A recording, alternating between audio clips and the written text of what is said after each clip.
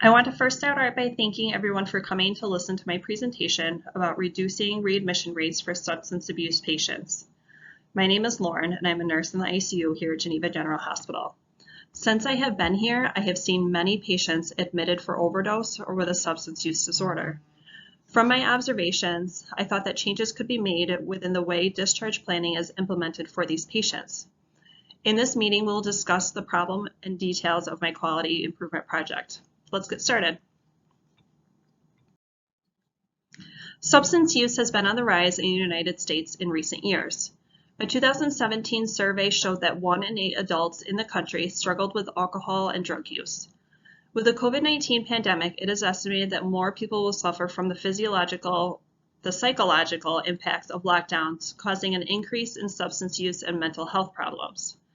New York State ranks 5th for mental health and substance use patients. It is estimated that 15% of hospital stays in the state result in a readmission, which costs $3.7 billion a year. 93% of New York State hospitals are penalized for having high rates of readmissions.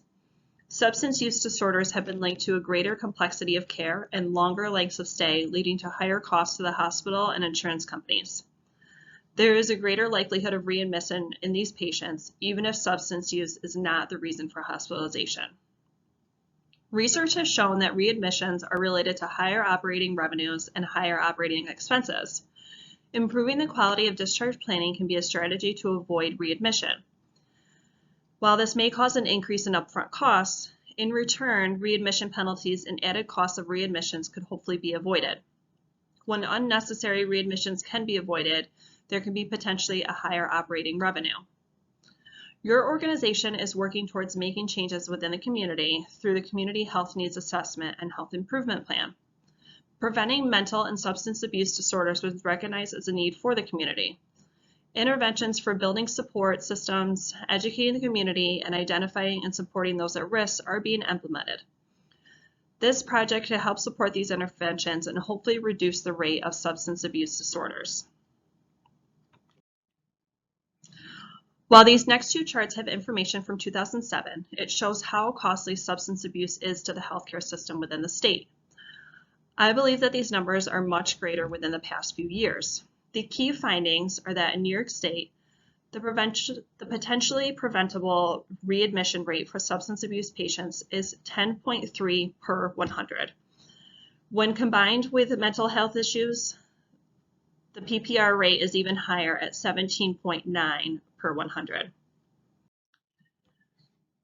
Per potentially preventable readmission, the average cost is over $10,000.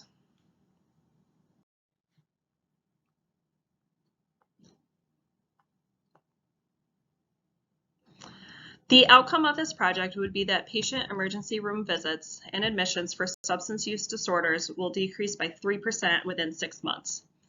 The first objective is to assemble the inpatient consult team consisting of a registered nurse and a social worker. Together, the RN and the social worker would meet with patients and develop a discharge plan and plan outpatient services. The outpatient services would be identified by the social worker. The RN would meet with the primary providers to coordinate the discharge plan. Each patient would be seen in the emergency department or within 24 hours of admission to the hospital.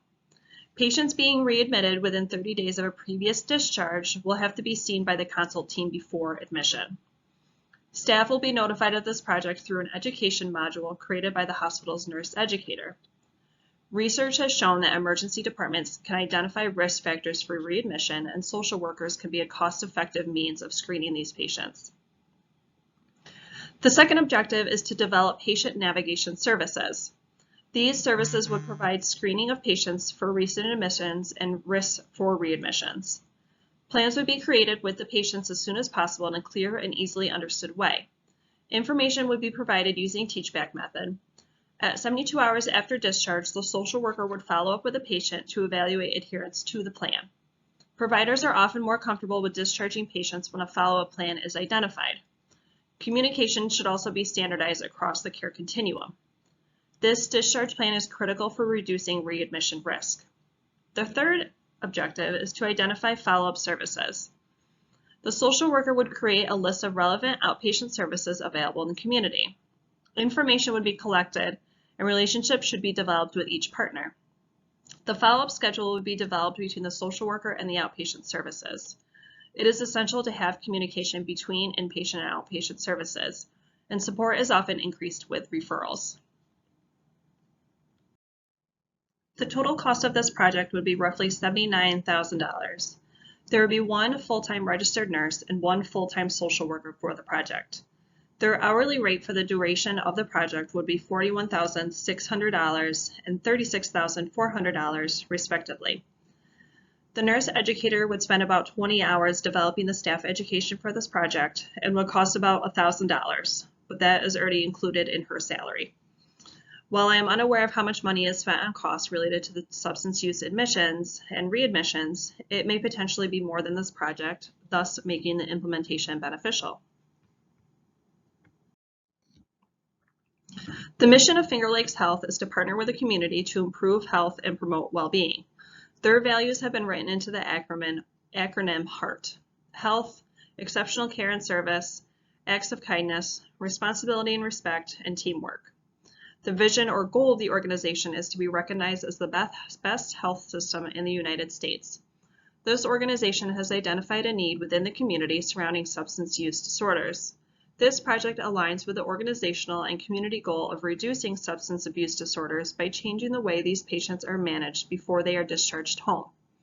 This will hopefully increase the number of patients seeking outpatient services and thus decrease their admissions and readmission rates.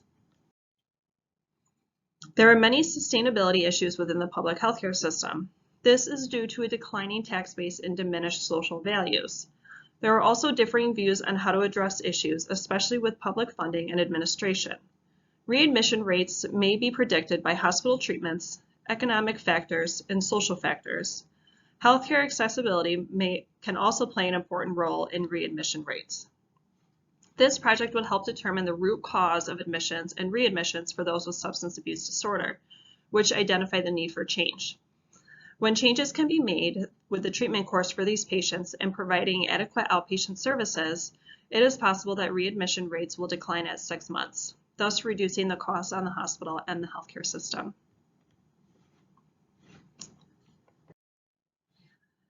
This project will have to be implemented with many steps.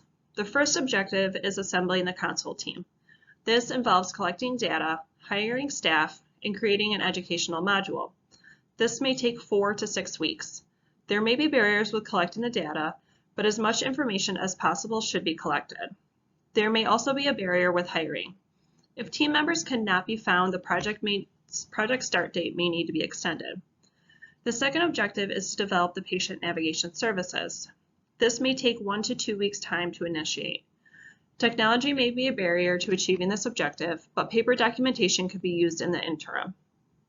The third objective of identifying follow-up services may be implemented within 1 week. There may be barriers within communicating with the outpatient groups, but I anticipate many will be forthcoming with information and assistance. Some of these steps may be completed at the same time. In total, the implementation of the project could take 4 to 9 weeks. Readmission rates for substance abuse patients will have to be calculated prior to the initiation of the project. At the start of the project, any patient that comes into the emergency room with a substance abuse disorder will be screened and their data will be collected. If admitted, the patients will be seen every Monday, Wednesday, and Friday by the consult team. After discharge, the consult team will contact each patient after 3 days to follow up on their use of outpatient services. These patients will continue to be contacted weekly for monitoring the use of the services, risk for readmission, and any admissions to this hospital or local hospitals. This will continue for the project length of 6 months. All data collected will be inputted into a chart for further evaluation. At the end of the project term, the data can be analyzed to determine the effectiveness of the project. A communication plan should be developed before the project is started. It should be tailored to the project team, and you, the stakeholders, should be considered. A well-designed communication plan can help generate interest and create enthusiasm for the project. It also keeps stakeholders informed of the progress and outcomes. It is important to determine how much information you need and the timeline. The inpatient consult team will meet in person monthly to assess for any concerns or need for changes.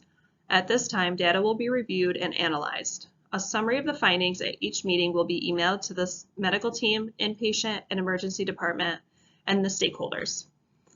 This will allow for the opportunity to ask questions about the project and provide any feedback. Your input is important, so we appreciate any suggestions you may have.